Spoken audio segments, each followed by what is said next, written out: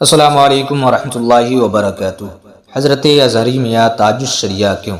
محترم سامعین و ناظرین، اس فرش گیتی پر لاتعداد افراد اپنے وجود کی نمائش کر کے دارالبقاء کی طرف کوچ کر گئے، مگر ان کا کوئی نام و نشان اس دارالحزن میں باقی نہ رہا۔ مگر جب ہم اوراق کتب کی ورق گردانی کرتے ہیں تو یہ بات ظاہر ہوتی ہے کہ اللہ لم یزل جل مجدہ نے اپنے کارخانے قدرت سے کچھ ایسے نفوس قدسیہ کو بھی اس دنیا میں بھیجا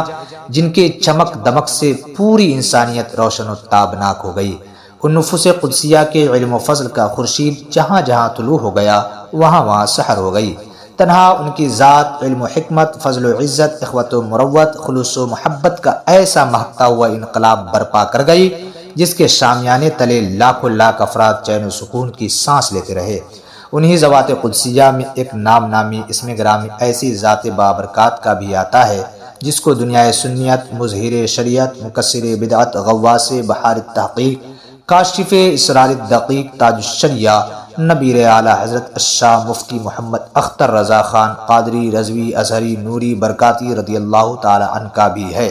جن کی خدمت جلیلہ اوج ثریا پر کمند ڈالے ہوئے ہے، جن کے نورانی عرفانی شاف و شفاف صاف و شفاف چہرہ پرضیاء کی ایک جھلک پانے کے لیے عشاق مصطفیٰ صلی اللہ علیہ وسلم پروانوں کے مانند ان کے ارد گرد حلقہ بگوش ہوتے رہے، جن کا جود و نوال، فضل و کمال، جاہ و جمال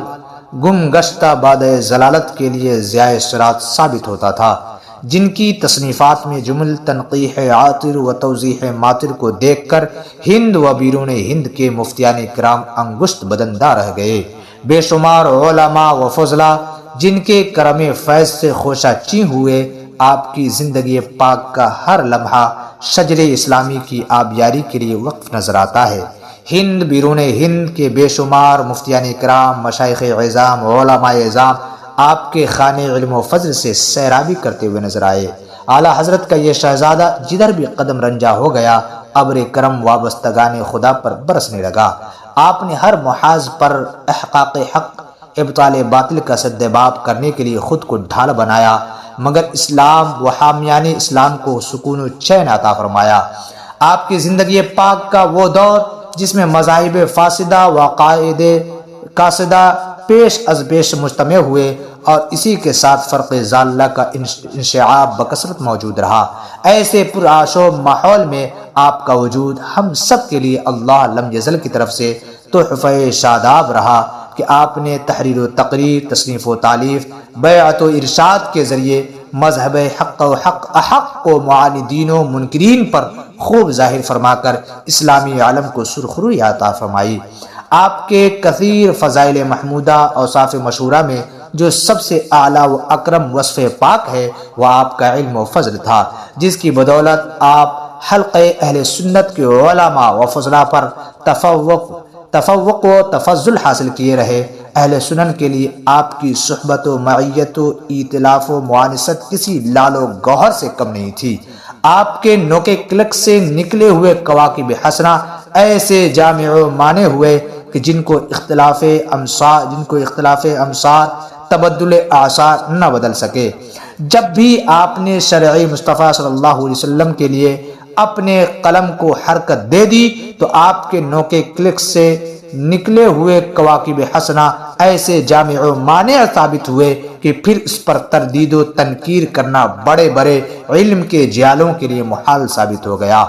آپ اپنے جد اعلیٰ سرکار اعلیٰ حضرت اور مفتی اعظم عالم اسلام رضی اللہ تعالی عنہم کے مسلک پر بحسن و خوبی فائز المرام رہے۔ کروڑ سے زائد افراد آپ کے حلقہ ارادت میں شامل ہوئے جو کہ آپ کے صوفی وقت قطب وقت ہونے کا اشارہ کرتے ہیں۔ جس قدر اللہ لم یزل نے خصائص وافرہ، اوصاف ظاہرہ، علوم باہرہ تاج الشریعہ علی رحمت و رضوان کو عطا فرمائے، آپ کے معاندین اس سے محروم سمجھے گئے۔ تاج الشریعہ ایسے فائق الاقران ہوئے کہ ہند و بیرون ہند میں آپ کے عاشقین و مریدین، محبین و متوسلین کی کثیر تعداد پائی جاتی ہے جو آپ کی بارگاہ خدا اور رسول صلی اللہ علیہ وسلم میں مقبولیت کی علامت ہے۔ یہی وجہ ہے کہ آپ کے در دولت پر حاجت مندان عالم اپنے مطالب و مقاصد میں آپ کو اپنا پیشوا سمجھ کر آستانے فیض نشان پر سر ارادت دھرتے رہے۔ آپ کا تفقہ فی الدین و خدمت دین متین و عشق سید المرسلین دیکھ کر مفتیان اعظام مشائخ کرام نے آپ کو تاج الشریعہ کے لقب سے ملقب فرمایا، یہاں تک کہ حلقہ اہل سنت میں تاج الشریعہ لقب آپ کا مشہور و معروف ہو گیا اور ازہری میاں کا غلغلہ سمک سے سماک تک جا پہنچا، جسے دیکھ کر علماء اہل سنت اش اش کر اٹھے۔ آئے دن آپ کی زیادت اعزاز و وفور امتیاز منازل بمنازل طے کرتی گئی، جس سے خلق خدا مستفید و مستنیر ہوتی رہی۔ آپ کا فیض حسنہ ملت اسلامیہ کے لیے قانع رنج و محن ساطع شر و فتن ثابت ہوتا رہے گا۔ تاج الشریعہ یقیناً ہم سب کے لیے اللہ حق سبحانہ تعالیٰ کی طرف سے اعظم و افضل اتم و اکمل نعمت رہے، مگر افسوس ہم کما حق ہو اس فیض بحر سے مکمل فیض یاب نہ ہو سکے، اور آپ ہم سب کو کرب و اضطراب رنج و محن میں روتا بلکتا چھوڑ کر اس دار فانی سے دار الخلد کی طرف راہی ہو گئے۔ ایسی نعمت عظمیٰ کے لیے ہم سب کو چاہیے کہ آپ کو اپنی نیک دعاؤں میں یاد رکھ کر آپ کے لیے بارگاہ لم یزل میں دعائے بلندی درجات و ایصال خیر و برکات کرتے رہیں، تاکہ آپ کے فیض و برکات ہم سب کے لیے ذریعہ نجات ثابت ہوتے رہیں۔ مولا کریم قادر قیوم اپنے حبیب مکرم صلی اللہ علیہ وسلم کے طفیل اور قبل جان و دل بے لوث ابوگل حضرت غوث اعظم رضی اللہ تعالی عنہ کے واسطے ہمارے تاج شریعہ کے بلندی درجات میں خوب اضافہ فرما کر اور ہم سب پر آپ کا فیضان گہر بار ابر نیسا کی طرف برساتا رکھ، آمین بجائے سید المرسلین صلی اللہ تعالی علیہ وسلم۔